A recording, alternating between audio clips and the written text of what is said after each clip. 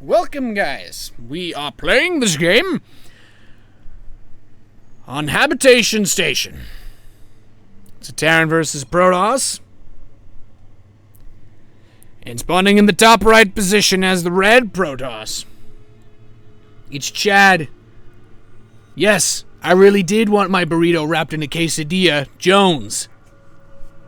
Up against the blue Terran player, my insanity's JJakji. And for historical purposes, I must repeat that apparently, according to random guy in Twitch chat, there are no bears in Switzerland. Anyway, looking at this map, I should probably update the score. We have a 1-0 lead for JJakji.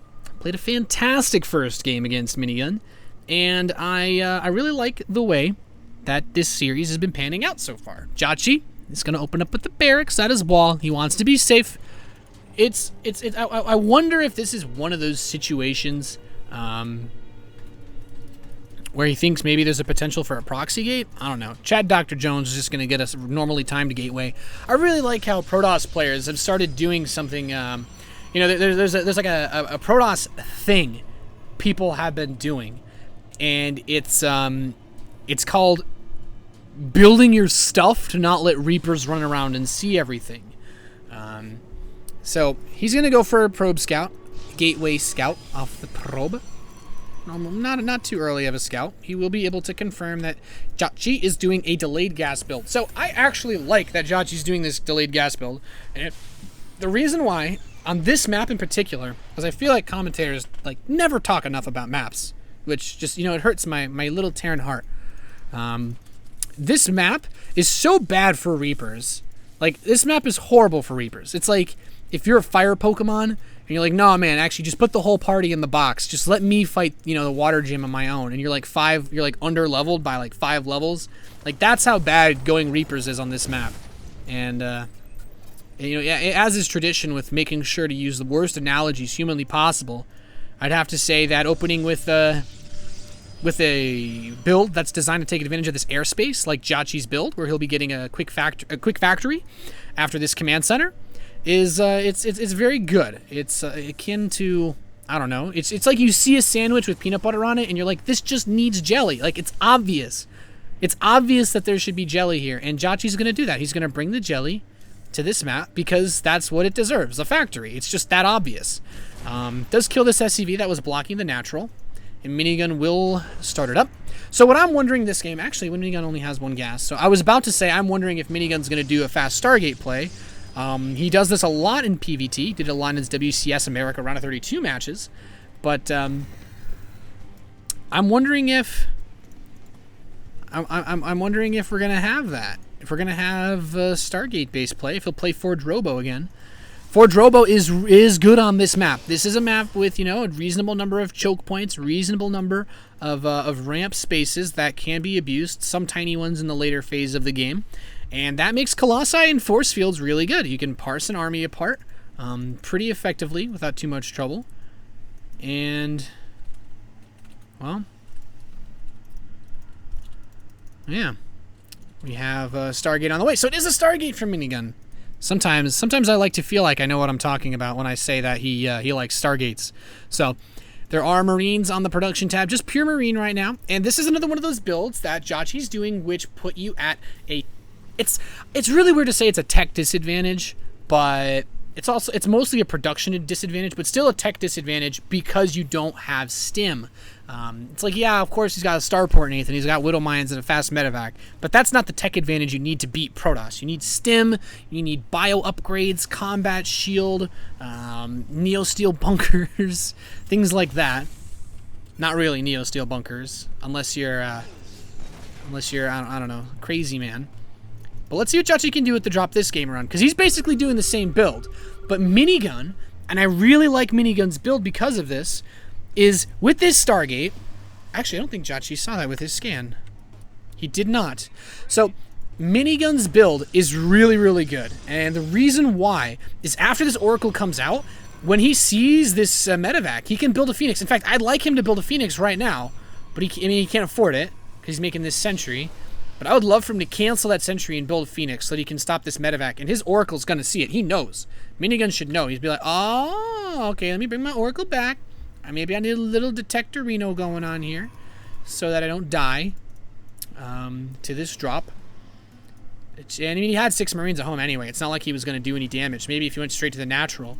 But drop is here. Oracle's here. And yeah, he's making a Phoenix. Smart guy. There's they don't call him Chad Dr. Jones for nothing. And see what he can do. Oh, nope. He's not actually going to find it. That is a crying shame. If that Oracle moves out, maybe he could do some damage. I don't know. He's got enough energy for a double photon overcharge, so he should be able to do something with this. Oracle is still out on the map. Oh no, there's an SCV at the tower. Run! No!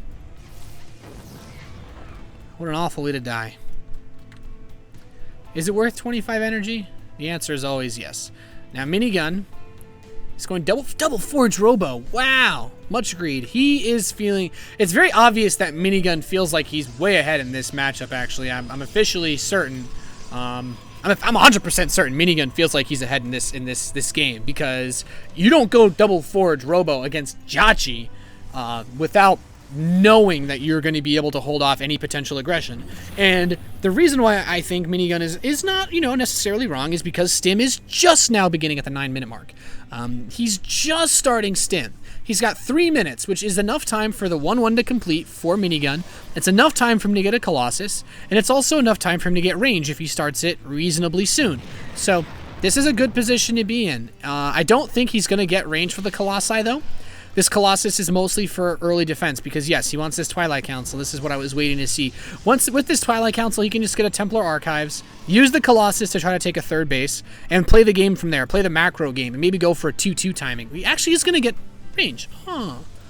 Okay, this isn't bad either. This is a more defensive style. This is a I don't think I can kill you with Storm style. And to be fair, his Storms really didn't do too much for him on the last game.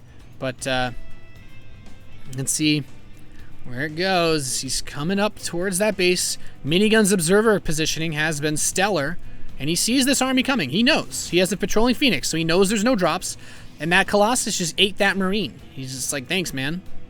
And 3rd Command Center's on the way for JJakji. He scans. He sees, Oracle, Colossus, Pylons, Mothership Core. There's an observer watching him, though. Watch out, JJakji. The Oracle's coming out. Oh, he tags him with the Revelation. Very smart.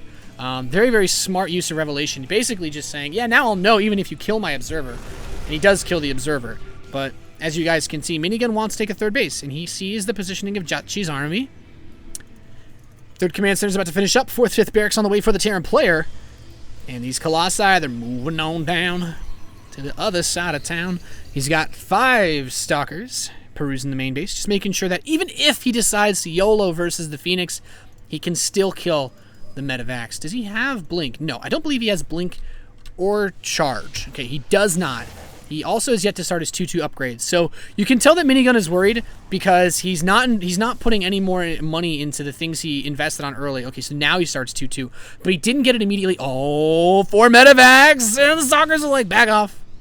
Back it up, back it up, back it up. And he still has a good number of units over here by that 3rd base that's building. So JJakji's like, man, I'd really like to get in and kill you. But this Phoenix is like, have fun trying that. Kills another random Marine. You imagine being the Marine that gets told is like, yo, we need to know where their army is. Can you just walk into their base and get wrecked? And that's pretty much, that's like gotta be the worst job ever. Gets another Revelation, and Oracle doesn't make it out. Does not make it out. He just died in style. 3rd base has been landed for JJakji, though. 3rd base is just about done for Minigun, though. So the even economy between the two of these players strongly favors the Protoss. As a Terran, you never want the Protoss to have a base up before you. You never. No. So having them at the same time is good. JJakji had his for maybe what? 3 or 4 mining waves longer. Nothing serious. And, the Vikings are looking for that Phoenix. This is smart by JJakji. He wants to be able to drop. But he can't find the Phoenix. He's like, where'd it go? JJakji knows. Minigun knows because he has it revealed. He's like, why would I want to send my Phoenix over there? That is literally the last place he wants his Phoenix to be, right next to all those Vikings. And the Vikings will find him. But have fun killing this 4 Colossi Death Ball without it. I really like how tenacious Minigun's being, though, about not getting Doom dropped. I love Protoss players that, like, they just build one cannon here. And it's so funny because it's like you built one cannon, you think it's going to stop 5 medevacs? Maybe like 1 or 2 medevac drops, yeah, if you have like, a couple zealots with it. But it's okay. And let's see, double starport all the way across the sky for JJakji. He's got a lot of Vikings. Very low on the medevac count, though. Very, very low indeed. How many does he have total? Just 4. Okay. That's the minimum amount you want. If you're a Terran player and you have less than 4 medevacs, don't do anything until you have 4 medevacs. So he could try to spread out and just go for the ultimate dive, since Storm is not done yet. He has a lot of bio. Oh, he's pulled some. Oh, he's bringing the boys. Here we go. All a Minigun needs to do is literally force field this force into a very small choke, and if he EMPs the sentries, this could be game ending. The Stalker's getting some shots off. These Vikings are taking a lot of damage. Here he comes. The Colossi letting it rain. The EMPs did not hit the sentries. Guardian shields are popped. These Zealots are giving great chase. The Vikings, though, they're doing the damage. That Phoenix is adding in a little bit of extra DPS. JJakji has not broken through just yet. There's still 2 Colossus. 1 Colossus left. The Vikings are still going to town. He's moving through. The Zealots are doing the damage. He still has 4 medevacs healing this force, and the last Colossus is going to be chased down. No, not yet. The probes are coming off the line. The rest of the Vikings are rallied up, though, and this could be what JJakji needs to break Minigun. Minigun's still holding it in supply, though. He's got the 2-2 upgrades. So good versus this 1-1 Bioforce. The probes come off once again. The Chargelets are moving in as well. He needs to bring those Stalkers forward. The Phoenix is moving in at the same time. The Factory, what a little bit of a retard magnet going on there. It's the Phoenix, though, and oh, Minigun's not dead yet. He needs to be so careful. He really needs to just get more units on the map. He's ahead in supply. He's ahead, but he doesn't have the army supply. He doesn't have the army supply. He's ahead in workers. Economically speaking, he could bring this game back. It's the upgrades, but Minigun, if he loses this 3rd base, I don't know if it's possible for him to win this game anymore. Does he have Blink? No Blink. He's just now getting it. If only he could chase down these medevacs. Oh, JJakji. He might have overextended himself with that earlier attack, and it's a funny overextended by pulling all of my SCVs. Trying to build a Widowmine inside of Minigun's base. There's an Immortal here just chilling. Can kill this factory a little bit faster. Has an Observer as well. In the worst case, that Widowmine gets out somewhere. Oh, snipes a Templar. He's going for 2. No luck yet. All Minigun needs to do is get a few storms. There's no ghosts with this army. The Vikings are still doing their, and they're kind of floating. He's going to kill them. The Immortals, though, are really good versus... There's a lot of Marauders in here, actually. Like, the Marine count is about... Actually, less than the Marauders. So this is where those Immortals really shine, and he's almost got the Storms. He has a Storm. All he needs to do now is wait. If JJakji oversteps his bounds, he's going to take a lot of damage, and he does take some damage. The Zealot's charging forward. He doesn't have Blink yet, though.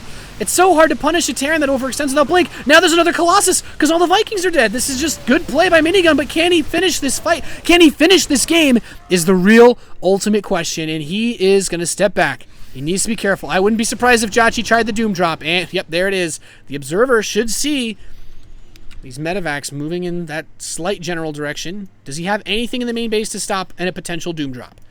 He has 1 Templar. And, oh, he's warping in the Zealots. This is good. This is very, very good by Minigun. And, oh, where's the feedback at? Nope, nope. There we go. 1 feedback at least. At the same time, pushing this force back. But now the drop has made it into the main base. The Zealots are charging, and they're charging.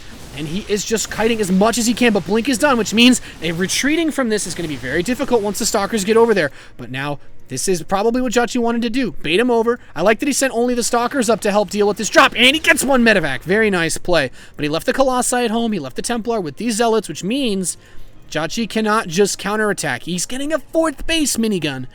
And JJakji back at home. I mean, I would talk about JJakji's build and strategy, but guys, I mean, he's just building shit. He has a ton of medevacs, 8 on the map, 3 Vikings with this army, and, you know, 2 Colossi versus 3 Vikings, not easy fight. 4 Vikings have just finished, though, so JJakji's getting that anti-air back up to snuff. Oh my goodness, the Doom Drop to end all Doom Drops. If I were Minigun, I would want this to land so badly, and he scans, he's like, oh, nope, nope. But at the same time, he's like, well, maybe your army is really small. Can I go kill you? And Minigun's like, yo, man, I know how to play StarCraft 2, okay? I'm mining off my 4th base. I've got money and income for days. More Vikings in production. He's still producing lots of Vikings and Ghosts. JJakji's late game control seems unparalleled, and his income is going to start to run dry very, very soon. He's not even mining off this 3rd base, really. Just 3 workers. Maybe, yeah, and a mule. Well, the mules are pretty good. JJakji has dipped quite heavily in supply. He is down 145 to 173. Loses 2 Vikings for free. 3 Vikings. And I'm worried for JJakji now. These Vikings have taken some serious pain. Oh, he blinks into his own storm. That's a bit silly. The ghosts are running up. He snipes one ghost. Can he snipe the next ghost? No, EMPs hit everything. Does he have any storms left? Yes, he gets one storm off, but the EMPs follow-up ones hit everything else. There's not enough Vikings. The Colossi are doing the damage they need to do. And this is so tough because the medevac count is so high. It creates a very deceiving disparity in the power of the armies. The Colossi have the strength necessary. The Zealots have the tanking power. And JJakji taps out. Minigun does it. GG, well played. Minigun ties the series up 1-1. Fantastic game from Minigun. What a game, really. That was some great play from Minigun, and I'm incredibly impressed by that. It was definitely a scary situation, but that SCV pull just did not do anywhere near the amount of damage that it should have. And by that I mean it should have, well, it's gonna be bad. Anyway, let's see here. Next game should be reasonably soon.